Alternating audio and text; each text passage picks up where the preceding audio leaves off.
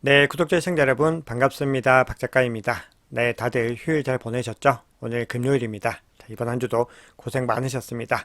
자, 이번 주에 비트코인 가격이 좀 많이 변동성이 있었습니다. 그런데 그 변동성이 상방을 향하고 있어서 또 많은 분들이 지금 이번 주와 다음 주에 이벤트들을 기대하고 계실 텐데요.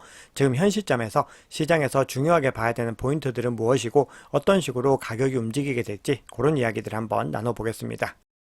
네, 본격적으로 말씀드리기 전에 한 가지만 소식 전해드립니다. 제가 이번에 슈퍼코인 투자지도라는 신간을 냈습니다. 현재 예약 판매 중이고 지금 구매하시면은 다음 주에 책을 받아보실 수가 있는데요. 비트코인부터 반드시 오르는 1% 알트코인 선별까지라는 컨셉을 달고 있습니다. 이 부제목 그대로 비트코인과 알트코인 투자 전략을 딱 한 권으로 정리한 사실상 지금까지 나온 책 중에서는 아마 유일한 책이 아닐까 생각을 합니다. 그래서 이 책에서는 종목 선정, 마켓 타이밍, 자산 배분, 그리고 각 프로젝트들까지 소개를 하고 있으니까요. 이번 대세 상승장을 준비하시는데 도움이 되시지 않을까 그렇게 생각을 합니다. 네, 이번 대세 상승장 기간에 잘 투자하시고 싶으신 분들은 살펴보시면 좋을 것 같습니다.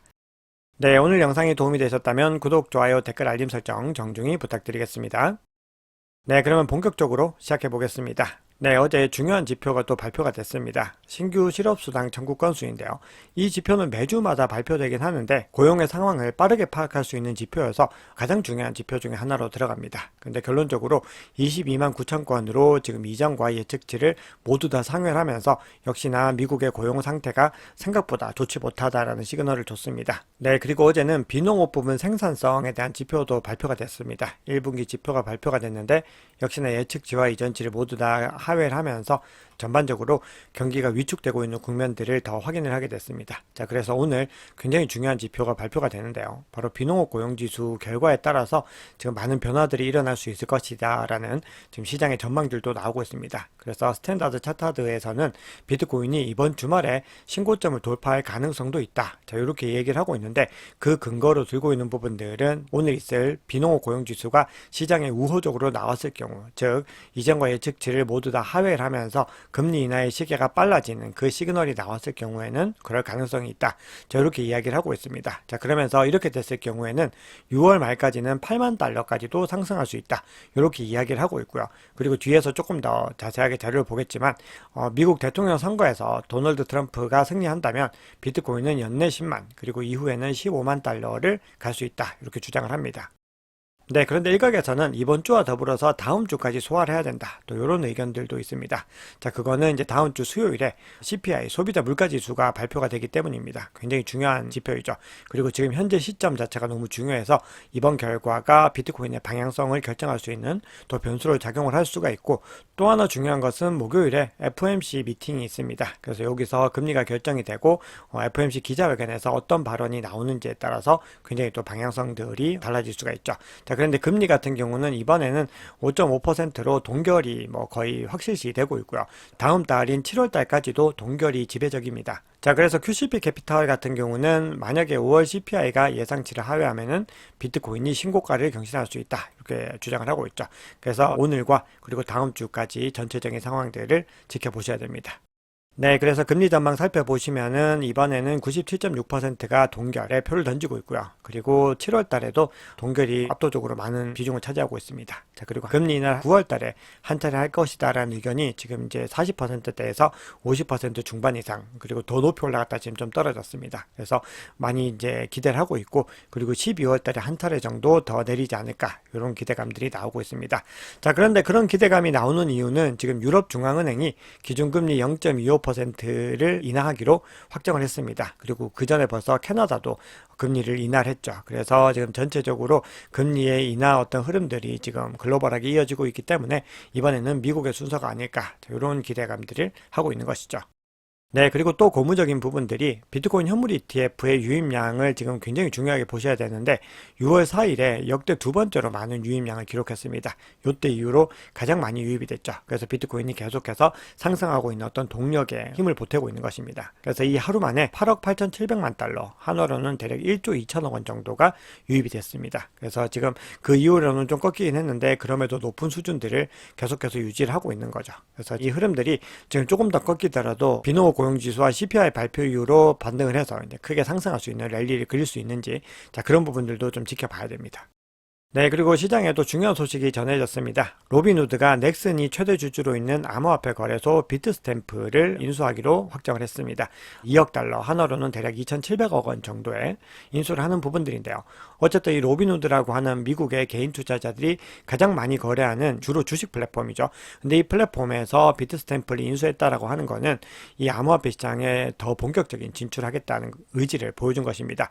자, 그런데 로빈후드 같은 경우는 미국의 암호화폐 투자자들 중에서도 개인 투자자들이 가장 많이 거래하는 곳인데, 로빈후드 크립토 총괄 책임자는 이번 인수를 통해서 고액 자산가 유치에 도움이 될 것이다, 이렇게 주장을 했습니다. 자, 그리고 아시아 진출 가능성을 묻는 질문에 대해서는 즉답은 피했는데 글로벌한 측면에서 계속해서 노력하고 있다, 그러면서 아시아 시장은 매력적이다 라고 얘기를 했습니다. 즉 이 비트스탬프 인수가 로빈후드의 아시아 진출의 어떤 교두보가 되는 그런 역할들을 하게 될 것이다 라는 거죠. 그만큼 더 치열한 어떤 시장에서의 경쟁들이 이어지게 될 것이다 라는 것을 짐작할 수가 있습니다. 네, 그럼 온체인 지표 통해서 이 시장의 상황을 또 객관적으로 한번 짚어보겠습니다. 늘 강조해서 말씀드리고 있는 부분인데요. 결국 대세 상승장이라고 하는 거는 장기 보유자 물량이 단기 보유자들에게로 넘어가는 과정이다, 이렇게 말씀을 드렸죠. 그러면은 우리가 이 대세 상승장이 어디쯤 와 있는지를 짐작하려면은 장기 보유자 물량이 단기 보유자들에게 한 대략 몇 퍼센트 넘어갔는지, 어느 정도 넘어갔는지를 보면은 알 수가 있는 부분들이죠.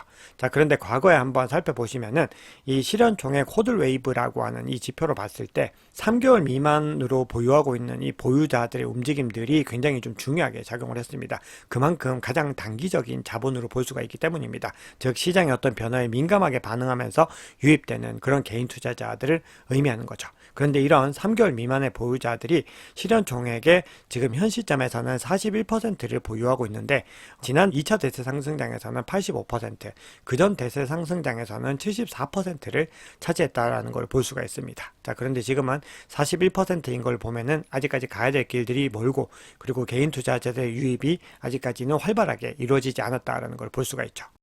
네, 이번에는 범위를 조금 더 넓혀서 3개월에서 이 단기 보유자 전반을 한번 보겠습니다. 이 단기 보유자의 개념은 6개월, 즉 한 155일 미만으로 코인을 보유하고 있는 주체들을 의미를 합니다. 자, 지금 보시면은 최근에 가격이 하락하면서 수익성이 많이 줄어들었다가 다시 이 녹색으로 선이 표시되는 거 보이죠? 다시 수익을 또 회복을 하고 있습니다. 그래서 지금 2달간 줄었던 부분들이 68K를 회복하면서 대부분의 단기 보유자들이 또 수익권으로 들어오는 것들을 볼 수가 있죠. 그리고 지금 단기 보유자의 실현 가격도 지금 높아지고 있는 부분들을 확인할 수가 있습니다. 그래서 지금 이렇게 다시 수익권 시그널들이 뜨고 있는데, 우리가 과거 대세 상승장에서도 그런 움직임들이 계속해서 반복이 되었다는 것이죠. 그런데 이 구간들을 살펴보면은 만약에 이 구간을 이 구간으로 보더라도 아직까지 상당한 시간들이 남아있는 것들을 확인할 수가 있습니다. 그런데 뒤에서 다른 장표들을 보시면은 이번 대세 상승장은 바로 직전 대세 상승장보다는 2017년과 패턴이 더 비슷하다라는 거거든요. 그래서 그 관점으로 봤을 때는 대세 상승장이 조금 더 유의미하게 남아있다라는 것들을 확인할 수가 있습니다. 네, 그러면 이번에는 장기 보유자들의 움직임 한번 보겠습니다. 이번 6개월에서 3년 동안 보유하고 있는 장기 보유자들입니다. 자, 여기 보시면 실현 가격이 나오는데 이거는 표시가 좀 잘못된 것 같아요. 이게 먼슬리가 아니고 이어로 지금 바꿔줘야 되는데, 아무튼 요 구간들 보시면은 굉장히 낮은 구간에 장기 보유자들의 실현 가격은 형성이 되어 있다라는 걸 볼 수가 있습니다. 그러니까 지금 현 시점에서 장기 보유자들은 굉장히 가격의 수익권에서 여유를 가지고 있다라는 것을 볼 수가 있죠. 자, 그리고 지금 보시면은 이미 상당 구간 수익권에 머물고 있는 걸 볼 수가 있습니다. 근데 과거 대세 상승장의 흐름들을 살펴보면은 정말 이 정도 구간들의 수익권이 계속해서 머물다가 그 이후에 이제 하강 추세로 접어들면서 수익권에서 이탈하는 걸 볼 수가 있습니다. 즉 이 실현 가격대 하나씩 이탈하면서 내려가는 것을 볼 수가 있죠. 네, 그래서 이 장기 보유자들의 실현 가격을 살펴봐도 아직까지 대세 상승장은 많은 기간들이 남아있다라는 것을 중복적으로 확인할 수가 있습니다. 네, 이번에는 순미실현 손익이라고 해서 NUPL 지표를 가지고서 한번 전체적으로 살펴볼 텐데요. 지금 단기 보유자들의 NUPL 지표를 살펴보시면은 현재 0.13 정도에 위치를 하고 있습니다. 그리고 최근에 가장 높았던 구간이 0.29 정도까지 갔었는데, 바로 2차 대세 상승장에서는 0.57까지 갔었고, 지난 대세장에서도 0.4 이상을 돌파했던 것을 볼 수가 있죠. 그래서 아직까지 NUPL 지표 상으로 봐도, 즉 단기 보유자의 실현되지 않은 어떤 이익을 측정해 봐도 아직까지는 계속해서 상승 추세들이 이어질 동력들이 남아있다는 것을 계속해서 중복적으로 확인할 수가 있습니다. 네, 그리고 분기별로, 월별로, 주간별로 가격의 어떤 퍼포먼스들을 확인해서 온체인 지표화를 해보면은 이런 식의 온체인 차트 움직임들이 나오고 있는데, 자, 지금 보시면은 굉장히 높아졌던 구간들이 세 번 이렇게 있다가 이제 지금 다시 재축적의 단계를 마치고 지금 어떤 출발하려는 움직임들을 보이고 있는데, 그 움직임들이 바로 2017년 대세 상승장 당시와 상당히 유사하다라는 겁니다. 그래서 시장에서는 2016년에서 2018년 동안에 있었던 이 강세장과 굉장히 비슷한 패턴을 가져갈 것이다. 이런 어떤 전망들이 더 지배적으로 나오고 있습니다. 네, 그러면 지금 계속해서 상승 추세를 좀 이어가다가 어제 밤부터 해서 약간 주춤하는 움직임들을 보이는 이유는 일시적으로 미국 기관의 자금이 좀 이탈한 부분들입니다. 즉 계속해서 지금 코인베이스 프리미엄 인덱스가 높은 수준을 유지하다가 다시 좀 주춤하는 모습들을 볼 수가 있죠. 그래서 지금 현재 시장을 주도하고 있는 것은 미국의 어떤 기관들이고, 미국의 기관들도 오늘 발표될 비농업 고용지표나 아니면 다음 주에 있을 CPI를 굉장히 예의주시하고 있다는 것을 확인할 수 있죠. 특히나 이런 부분들은요, 기관들의 입장에서는 개인 투자자들보다 훨씬 더 신중하고 중요하게 접근할 수밖에 없겠죠. 네, 그리고 코인데스크에서 또 흥미로운 어떤 자료를 가지고 왔는데, 앞서 소개해드렸던 스탠다드 차트에서 발표한 자료입니다. 자, 이 자료에 따르면은 비트코인 가격과 트럼프의 승리 가능성이 굉장히 비슷하게 움직이고 있는 것을 확인할 수가 있습니다. 그래서 지금 우상향 랠리가 그려지고 있는 이 트럼프 예측 가능성 지표와 비트코인 가격이 비슷하게 가고 있죠. 그래서 만약에 트럼프가 대선에서 승리하면은 앞서 말씀드렸던 것처럼 선거 시점에서는 10만 달러, 연말에는 15만 달러까지 갈 것이다. 즉 올해 안에 2억을 돌파할 가능성이 있다. 자, 이렇게 주장을 하고 있는 것이죠. 네, 그리고 또 하나 고무적인 부분들은 비트코인 가격과 상관성이 굉장히 높은 지표이죠. 글로벌 광의 통화량, 즉 M2 통화량도 계속해서 증가 추세를 지금 시작을 하고 있습니다. 그래서 조금씩 물량들이 늘어나고 있는 것들을 확인하고 있는데요. 이 물량들이 대선을 기점으로 해서 더 많이 또 풀릴 가능성들을 염두에 둬야 되는 부분들이죠. 네, 그래서 룩인투 비트코인의 창업자인 필립 스위프트 같은 경우는 이 시그널이 비트코인의 큰 상승세를 기대해도 좋은 시그널이다. 이렇게 주장을 하고 있습니다. 그래서 현 시점에서는 2021년 가장 높은 비트코인이 정점을 찍었던 그 구간보다도 더 많은 물량들이 지금 시장에 풀리고 있는 것들을 확인할 수가 있습니다. 네, 그리고 크립토 퀀트 보고서에 따르면은 지금 현재 가격 변동성이 아직까지 본격적으로 개시되지 않았지만, 그런 상황에도 온체인 활동은 여전히 높은 수준을 유지하고 있다라고 주장을 하면서, 특히 기관 투자자의 커스터디 월렛으로 추정되는 신규 거래 주소로 매일마다 10억 달러 상당의 비트코인이 추가되고 있다라고 주장을 합니다. 그리고 이런 움직임들이 주목해야 되는 이유는 바로 지난 대세 상승장이 시작되던 2020년에도 아주 비슷한 움직임들이 있었다는 겁니다. 이렇게 툭 치고 올라가는 이 움직임들이 결국은 이 고래들이 뭔가 이 대세 상승장에서 어떤 흐름들을 준비하고 있는 그런 과정이다, 이렇게 볼 수가 있는 거겠죠. 네, 그러면 시장의 중요한 뉴스들 몇 가지만 살펴보고 가격 전망 살펴보겠습니다. 네, 앞서 QCP 캐피탈과 그리고 스탠다드 차터드 전망을 살펴봤는데, 데리비트의 아시아 사업 개발 담당자도 다음 주에 미국 금리 발표 전후로 해서 비트코인의 변동성이 커질 것 같다, 이렇게 이야기를 하고 있습니다. 그래서 거의 많은 기관들이 이런 관점을 유지를 하고 있는 겁니다. 자, 그럼에도 불구하고요, 여전히 구글에서 비트코인 검색량은 저조합니다. 그래서 개인 투자자들은 아직까지 시장에 참여하지 않았다, 즉 아직까지 폭발적으로 성장할 수 있는 여력들이 너무나 많이 남았다, 이렇게 보시면 됩니다. 그래서 우리가 과거의 대세 상승장을 보면은 직장에서 식사 시간에도 뭐 대부분이 지금 업비트 앱을 켜놓고 비트코인 가격을 얘기를 했다는 거죠. 근데 지금 그런 움직임들이 보이는 시기는 아닌 겁니다. 그래서 아직까지는 여력이 너무나 많이 있기 때문에 지금 계속해서 꾸준히 투자를 하면은 그 구간에 도달했을 때 굉장히 충분한 수익률을 거둘 수가 있다는 겁니다. 네, 지난번에 한번 소개해드렸던 내용입니다. 샘러 사이언티픽이라고 하는 나스닥 상장사가 지난달에 581BTC, 즉 4천만 달러의 비트코인을 매입을 한 부분들이 보도가 됐었죠.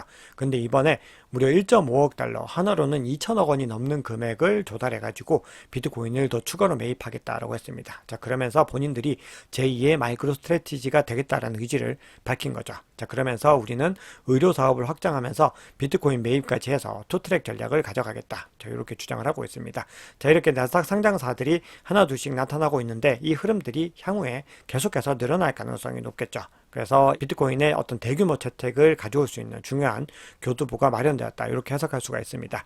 자, 그리고 지금 비트코인 채굴주들도요, 지금 채굴 기업들이 인수 열풍이 이어지고 있는데, 이 역시도 우리가 반감기를 기점으로 한 어떤 사이클에서 동일한 시나리오로 흘러가는 것이죠. 결국은 영세한 사업자들, 채산성이 맞지 않는 사업자들은 사업을 접고 이 사업을 다른 어떤 거대한 어떤 회사들에게 넘기면서 리밸런싱이 일어난다는 겁니다. 그러면서 이 리밸런싱 기간이 이제 마무리가 잘 되고 나면은 비트코인 가격이 본격적으로 급등 랠리를 이어가는 것이죠. 그래서 지금 현재 전체적인 어떤 흐름 자체가 비트코인의 우상향에 대한 어떤 전체적인 사이클의 어떤 흐름들을 비슷하게 가지고 가고 있습니다. 네, 그리고 부자 아빠, 가난한 아빠의 저자인 로버트 기요사키가 비트코인이 무려 35만 달러, 하나로는 4억이 넘는 금액인데요. 이 금액이 내년, 즉 2024년 8월까지 그거를 실현할 것 같다. 즉 4억까지 갈 것 같다라고 굉장히 불리시한 관점을 제시를 했습니다. 네, 그리고 프랭클린 템플턴이 비트코인과 이더리움 외에 다른 토큰에 투자하는 펀드를 출시하기로 검토 중이라고 합니다. 즉 다른 알트코인들이 이제 ETF로 만들어질 가능성이 있다라는 부분들인데요. 시장에서는 뭐 솔라나가 될 것이냐, 뭐 리플이 될 것이냐 여러 가지 이야기들이 나오고 있습니다. 네, 그럼 CBD 지표 보겠습니다. 네, 지금 CBD 장표 보시면은 72K가 얼마나 지금 넘기가 어려운지를 볼 수가 있습니다. 지금 딱 보시면 요 매도벽에 두 번이나 거의 걸리면서 넘어서지 못하는 모습들을 보이고 있죠. 그래서 72K를 지금 넘어서는 것이 매우 중요합니다. 그런데 보시면은 72K 상단에 73K에서도 가장 뚜렷한 수준의 매도벽이 만들어지고 있습니다. 그만큼 강하게 지금 매도세들이 저항을 하고 있는 부분들이고 이 한 구간 한 구간을 넘는 것이 미션이다라고 볼 수가 있는데 만약에 비농업 고용지수나 아니면은 이 CPI 지표 이런 것들이 발표가 잘 나오게 되면은 이런 매도벽들을 또 강력한 수요가 뚫어낼 수가 있는 것이죠.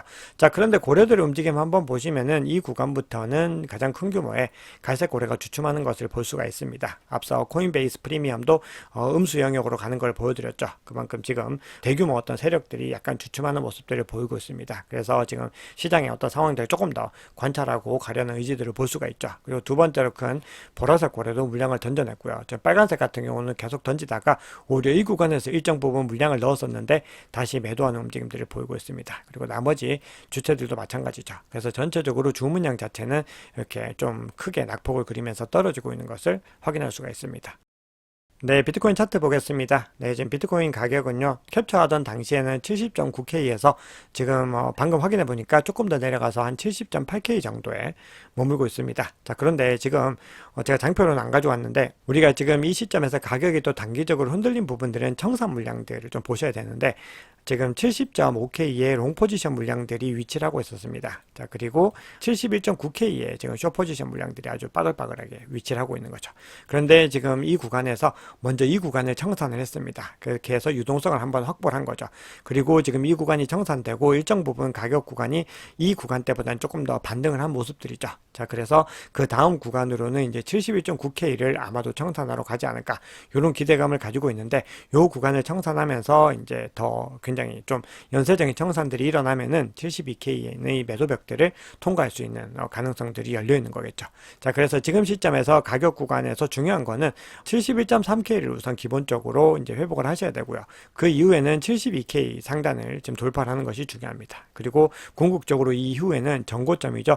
73.7K를 넘어서는 부분들을 하나씩 지켜보셔야 됩니다. 그래서 이 구간들에서 추세는 전체적으로 전환되어서 잘 움직이고 있지만 더 가파른 어떤 상승들은 이런 부분들을 이제 확인하셔야 된다라는 거고요. 만약에 가격이 하락하게 됐을 때는 기본적으로 70K를 지금 지켜내는 것이 중요합니다. 그 이후에는 22MA가 위치하고 있는 68.4K인데요. 이 구간이 뒤에서 URPD상으로도 가장 격전지였습니다. 그리고 만약 이 구간까지 이탈하면은 65.6K에 있는 50SMA까지 지켜내는 것이 바로 이 상승 추세 유지에 가장 중요하다고 볼 수가 있죠. 네, 그래서 URPD 지표 살펴보시면은 바로 요 구간에 와 있습니다. 모든 가격 구간 중에서도 요 구간 다음으로는 가장 높은 구간의 형성이 되어 있습니다. 그래서 이 구간을 상방 돌파하느냐, 하방 이탈하느냐에 따라서 이 구간이 지지로도 작용할 수 있고 저항으로도 작용할 수 있기 때문에 매우 중요한 구간이다라고 볼 수가 있습니다. 그래서 만약에 이 구간을 상방 돌파하면 기본적으로 어떤 매물대 자체는 크게 형성되어 있지 않은 것들을 확인할 수가 있죠. 자, 그리고 만약에 하방 이탈했을 때 바로 그 다음으로 높은 요 구간이 바로 68.4K입니다. 그래서 만약에 하방 이탈 시 요 구간을 또 지켜내는지에 대한 부분들도 중요하고 이 구간들의 전후에 따라서 우리가 바이 더 딥 전략들, 즉 저가 매수 어떤 구간들을 또 찾아낼 수 있는 기회들이 생길 수가 있습니다. 그래서 시장을 지금 더 면밀하게 관찰하셔야 됩니다. 네, 오늘 준비한 얘기는 여기까지입니다. 여러분 오늘 영상이 도움이 되셨다면 구독, 좋아요, 댓글, 알림 설정 정중히 부탁드리겠습니다. 지금까지 박 작가였습니다.